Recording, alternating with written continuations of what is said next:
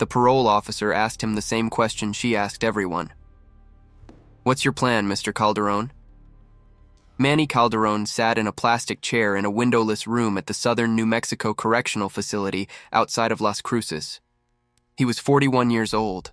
He'd been inside for 7 years, armed robbery, a liquor store in Albuquerque in 2016. No one got hurt, but the gun was real and the sentence was firm. 7 years. He'd served every day of it.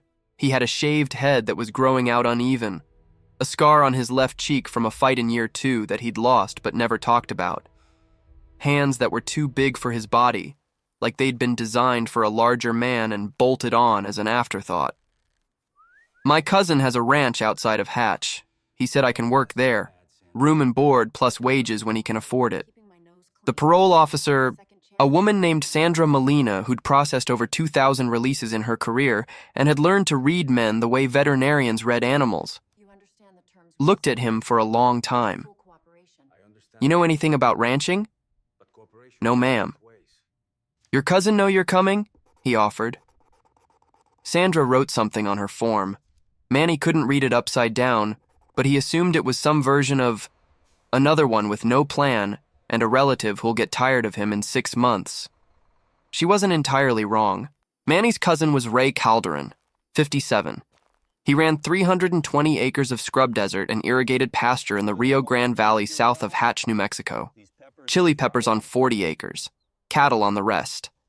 A mixed operation that kept Ray busy enough to forget that his wife had left him 4 years ago, and his kids called once a month if he was lucky. Ray picked Manny up at the bus station in Las Cruces on a Thursday afternoon in April. The desert was already hot, the kind of heat that hits your face like opening an oven door. They drove south on I-25 without saying much. Manny watched the landscape. Brown and flat and enormous.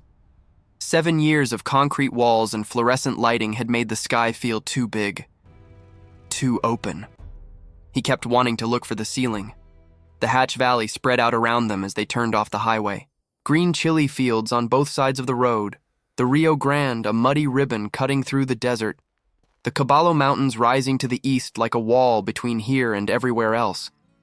It smelled like dust and irrigation water and something growing. Manny hadn't smelled something growing in 7 years. Ray's ranch sat at the end of a dirt road that turned to washboard after the last cattle guard. 320 acres of land that looked like God had started landscaping and quit early. Mesquite and creosote on the dry sections. Irrigated pasture along the river bottom where the cattle grazed. A house that needed paint. A barn that needed a roof. A set of pipe corrals that were the only things on the property that looked like they'd been built this century. Manny looked at it all and felt something he didn't expect. Not excitement. Not hope. Something quieter. The feeling of standing in front of something that needed work and knowing that you were capable of doing work, that your hands were still good for something besides time. Ray broke the silence somewhere past the barn. "Got a situation you should know about." "Okay." "I bought a bull at the Deming auction last month. Brangus, 6 years old, 1,200 pounds. Got him cheap because nobody else would touch him." "Why not?" "Because he's put 3 people in the hospital in the past 2 years. Charged a handler in Lordsburg, broke the man's hip, kicked a vet tech in Silver City, cracked 2 ribs, and he went through a steel gate at the Deming yard during loading and sent a yard worker into a fence post. Concussion. 9 stitches. Manny looked at his cousin. "You bought a bull that hurt 3 people. I bought a bull for $600 that's worth $4,000 if someone can work with him. His genetics are clean, his calves are good. He's just angry." "Why is he angry?" Ray shrugged. "Who knows? Some bulls are just wired wrong, or wired right for a world that doesn't exist anymore.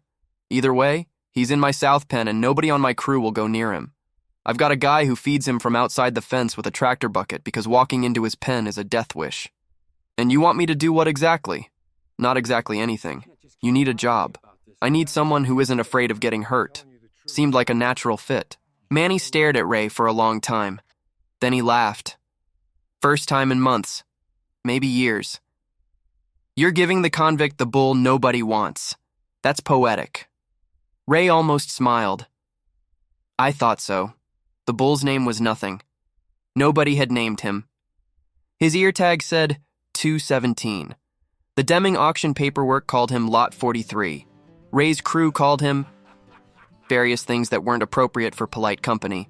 Mostly they called him that one, accompanied by a head gesture toward the south pen and a look that meant stay away. Manny saw him for the first time the next morning. The south pen was a quarter-acre of hard-packed desert dirt surrounded by pipe fence. The heavy-duty kind, not the wire stuff. Ray had reinforced it after 217 bent 2 panels the first week. The bull was standing in the far corner, facing away from the gate, black hide, heavy Brahmin influence visible in the slight hump and loose skin. 1,200 pounds distributed across a frame that was built for conflict. His muscles didn't look like muscles. They looked like arguments. Manny stood at the fence and watched. 217 turned his head, looked at Manny from across the pen. His eyes were dark, hard, and absolutely clear in their message. Come in here and find out what happens. Manny had seen that look before, not in animals, in men, in the yard at Las Cruces, in the cell blocks. The look that says, I've been hurt enough times that hurting back is the only language I speak anymore. He recognized it because he used to wear it. Manny didn't go into the pen that first day, or the second, or the third.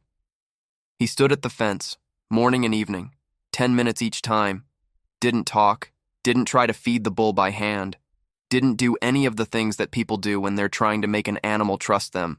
He just stood there and let 217 get used to the sight of a man who wasn't leaving and wasn't pushing.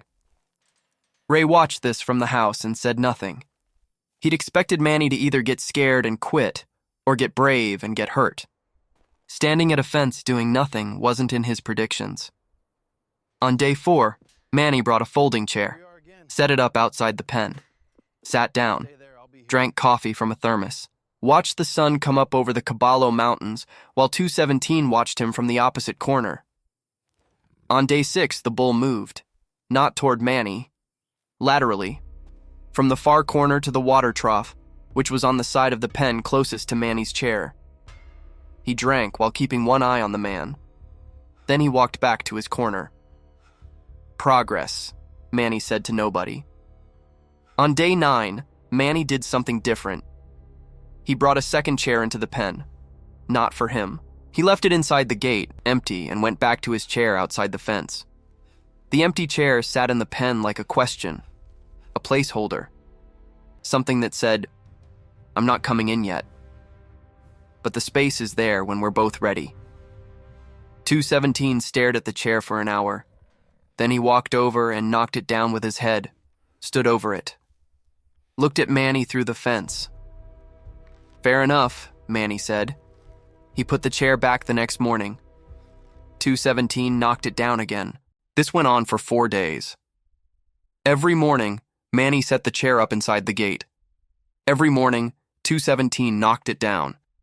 It became a routine, a conversation without words. On day 14, Manny set the chair up, and 217 didn't knock it down. He stood 10 feet from it, looked at Manny, looked at the chair again, then walked to his corner and lay down. The chair stayed up all day. Manny went in the pen on day 16. He didn't sit in the chair. That would have been too much. He walked to the chair, stood next to it, and waited. 217 was in his corner, 20 feet away. The bull stood up when Manny entered. His muscles tightened, his head dropped to charge position. Manny didn't move, didn't back up, didn't make himself big or small, just stood there. 7 years in prison teaches you a few things about confrontation. The main thing it teaches you is, the moment before violence is a decision, not an instinct. There's a gap between the impulse and the action. A fraction of a second where the brain asks, is this worth it?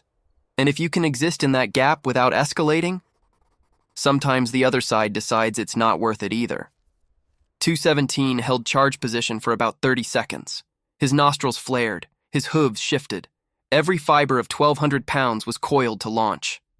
Manny stood still, breathed, waited in the gap. The bull lifted his head. Not a stand down, not submission. More like reassessment. He looked at Manny the way you look at something that doesn't fit into your existing categories. Not friend, not enemy, not handler. Something else. He went back to his corner, lay down, kept watching. Manny sat in the chair. They stayed like that for an hour. A man in a folding chair and a bull in a dirt corner, 15 feet apart, sharing a pen and nothing else. Ray came to the fence, saw Manny inside the pen, alive and uninjured, sitting in a chair while the most dangerous animal on the property lay 20 feet away. How? Manny didn't look away from the bull. Same way I survived C-Block. Don't push. Don't run. Don't pretend to be something you're not. Just show up and let time do the work. He's a bull, Manny, not an inmate. Manny looked at Ray. You sure about that? Because from where I'm sitting, he looks exactly like every man I knew inside. Angry because the world put him somewhere he doesn't belong. Fighting because that's the only option anyone ever gave him. He's not mean, Ray. He's stuck. There's a difference. Ray didn't argue. He'd seen enough of the world to know that his cousin wasn't entirely wrong. Week 3. Manny was sitting in his chair when 217 got up, walked across the pen, and stopped 4 feet from him. Closest he'd ever been to a human voluntarily. Manny didn't reach out, didn't try to touch him, just sat there. The bull lowered his head and sniffed Manny's boot, his knee, the armrest of the chair, cataloging. Building a scent profile of this strange creature that kept showing up and never did anything threatening. Then he walked back to his corner. But he didn't lie down facing away like he usually did. He lay down facing Manny, small thing, huge thing. Week 4. Manny brought hay into the pen by hand instead of having it dropped by tractor. He set it in a pile halfway between his chair and 217's corner. A meeting point, neutral ground. The bull ate from the pile while Manny sat in his chair 8 feet away, close enough to hear him chewing, close enough to see the way his jaw moved. Slow, grinding, methodical, the patience of an herbivore processing the world one mouthful at a time. You need a name, Manny said. The bull's ear flicked toward his voice, the first time he'd responded to sound without defensiveness. Manny thought about it. Thought about what this bull was, where he'd been, what people called him. 217, Lot 43, that one, numbers and labels from a system that processed him without seeing him. I'm going to call you Piedra. It means stone, because that's what you are. Hard on the outside, but you've been sitting in the same spot so long that the ground underneath you has a shape. And anything that stays that long isn't just sitting. It's holding something down. Piedra. The bull chewed. The name settled over both of them like shade. Month 2. Manny could walk anywhere in the pen. Piedra tracked him with his eyes but didn't charge, didn't tense, didn't show the aggression that had hospitalized 3 people. The folding chair was permanent now. Manny had added a small table, an overturned crate where he kept his thermos, and a notebook where he tracked Piedra's behavior. The notebook was Sandra Molina's requirement. His parole officer wanted documentation of employment activities. Manny had started writing brief entries. Fed bull, changed water, checked fence. But over the weeks, the entries got longer. Day 32. Piedra let me stand within arm's reach while he ate. Did not extend hand. Not ready. He needs to initiate. Day 36. Piedra followed me across the pen when I moved the hay pile. Not aggressive, curious. First time he's moved toward me voluntarily while I was moving. Day 41. Piedra was lying down when I entered. Did not stand up. This is significant. A bull that doesn't stand when a human enters his space has reclassified that human from threat to neutral. Maybe more. Ray read the notebook one evening and looked at his cousin differently than he had before. You're good at this. I'm not good at this. I just understand what it's like when nobody trusts you. And I know that trust doesn't come from tricks or treats or techniques. It comes from time, showing up the same way every day until the other side runs out of reasons to expect the worst. Month 3. Manny touched Piedra for the first time. Not a grab, not a reach. He was sitting in his chair, and Piedra walked past him close enough that his shoulder brushed Manny's arm.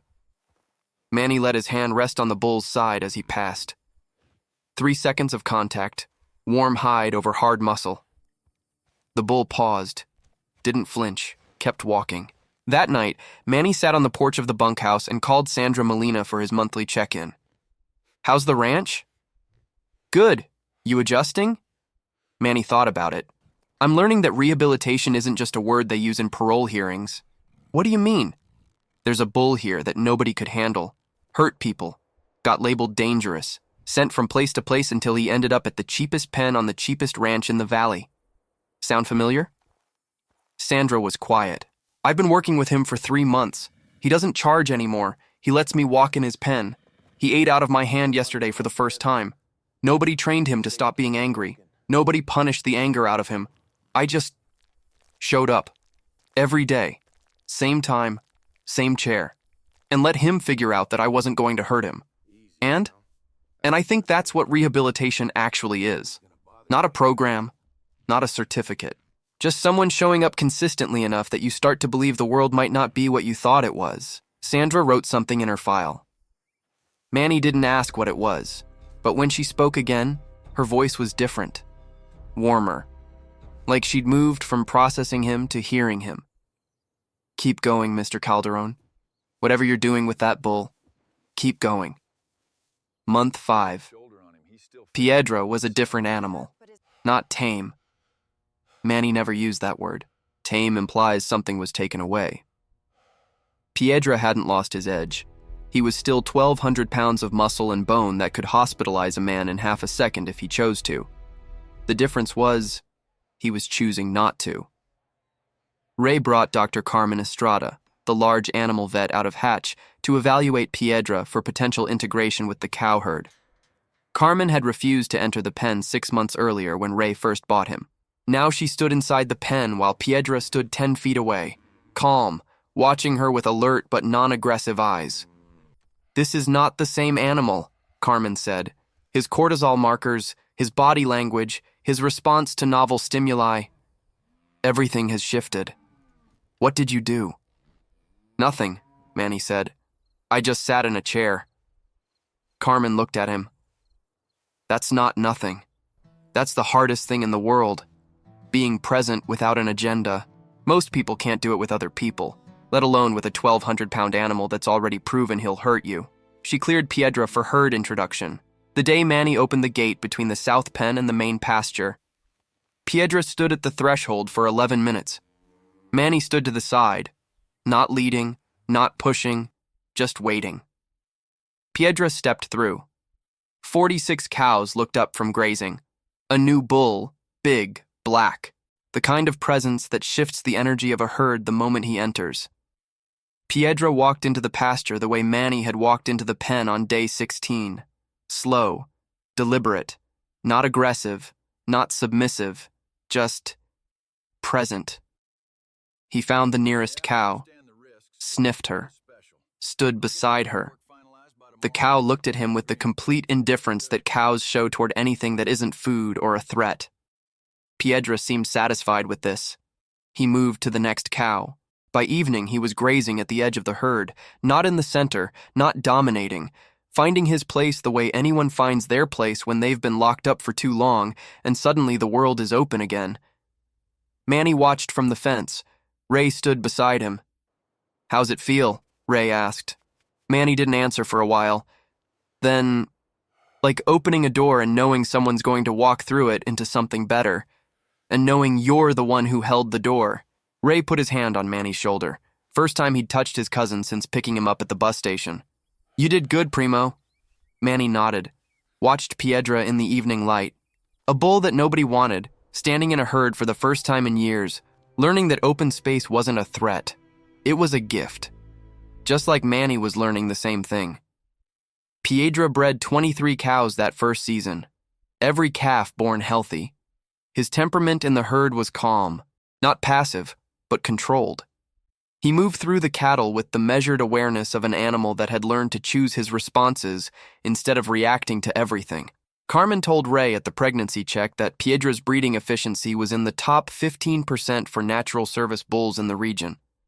Ray called Manny. $600 bull. Top 15%. You turned a liability into an asset. Manny was sitting in his chair in the empty south pen. He still went there sometimes. Not because he needed to, because the chair was where everything started, and sometimes you need to sit in the place where you first decided to show up. I didn't turn him into anything, Manny said. I just stopped treating him like what he'd done and started treating him like what he could be. Somebody should have done that for me a long time ago. But at least I can do it for him. The chair sits in the south pen to this day. Manny left it there on purpose, a folding chair in an empty pen. No sign, no explanation, just a chair in the dirt where a man and a bull spent 3 months learning the same lesson. That showing up is the beginning. And staying is everything.